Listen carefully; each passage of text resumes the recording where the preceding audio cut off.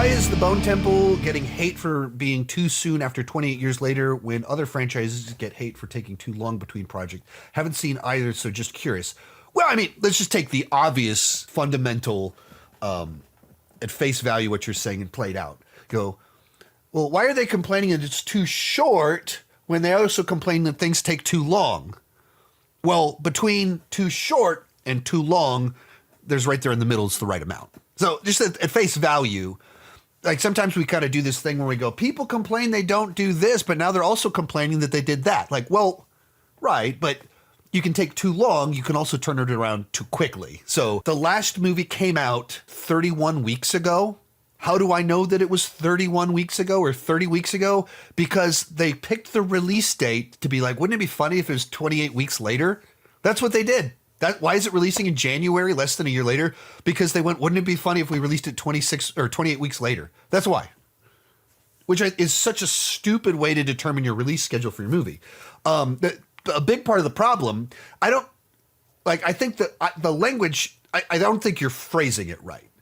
Why is the Bone Temple getting hate for releasing too soon? People are criticizing the release schedule. The movie's not getting hate. The release schedule's getting hate. And the marketing is getting hate. A big part of it is that the Bone Temple is a big part of 28 years later. And it's heavily featured in the marketing. Voldemort, very featured in the marketing. The villains in this movie appear in the end of 28 years later. And both of them have 28 years later in the title. So you release a movie 6 months later that has the same imagery. It has a lot of the same title, and the distinguishing title, subtitle, The Bone Temple, is in the movie before.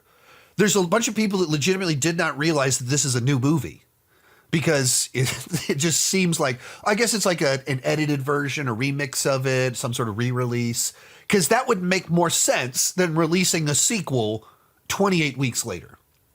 So it's not hating on the movie, it's criticizing a deeply flawed release schedule and marketing campaign that led to confusion. It's just too soon. How often do you see sequels coming out 7 months apart? There are a few examples, and there's a few times it's worked, but this is not one of them. Like this felt just very strange, and the rationale for it seems deeply flawed. And kind of like, hey, yeah, people criticize projects for taking too long. This is 6 months. It's half of a year later. When people criticize taking too long, they're talking about like 5 years, 6 years, 7 years. But, anything in the 2 to 4 year range is totally normal, which would be 4 times as long as this. It's kind of as simple as that. I like to eat healthy, high protein meals, but I'm busy. I've got a YouTube channel, 3 kids, a wife, and it takes a lot of time to prep, cook, and clean up after a healthy meal. Factor removes that entire problem. It doesn't ask you to meal prep or follow recipes. 2 minutes, real food, done. Factor is already made by chefs, designed by dietitians, and delivered to your door. Always fresh, never frozen. It's whole food ingredients, lean proteins, colorful vegetables, and healthy fats. The stuff you would cook with if you had the time. Just got back from the gym. We've got queso fundido and ground beef and cauliflower rice, all with over 40 grams of protein. They have 100 rotating meals every week, high protein, calorie smart, Mediterranean, GLP-1 support, ready to eat salads, and a new Muscle Pro collection for strength and recovery. I love the fact that they added that last one. You pick what fits your goals. Healthier eating, calorie management, more protein, whatever you're actually trying to do. This isn't motivation to eat better. It's eliminating the reason you don't. I've been eating Factor meals for several years now, and you should too. Head to factormeals.com/SeanChandler50 off and use code SeanChandler50 off to get 50% off your first box plus free breakfast for 1 year. Offer only valid for new Factor customers with code and qualifying auto-renewing subscription purchase. Why do you think the Bone Temple is struggling so much at the box office? Is it because it came out too soon and them doing barely any promotion for it, or is it because the first movie was disappointing? it's a little bit of all of the above. I think the 1-2 punch of it's coming out just 28 weeks after the previous movie. I believe that's how they picked the release date, that it's 28 weeks later. They wanted to do the 28 thing, though nobody realizes that or knows that. So it's not a useful thing in any regard. It's coming out too soon after a movie that disappointed a lot of people, and it's in January. There's like 3 things that don't work great for the movie. So right off the bat, a sequel coming out just 7 months later, it just feels too soon. And like, I think I've even seen some comments from people saying like, oh, I thought it was just like a re-edit of the first movie. I thought it was just kind of a change of the first movie because there's similar characters, there's similar imagery.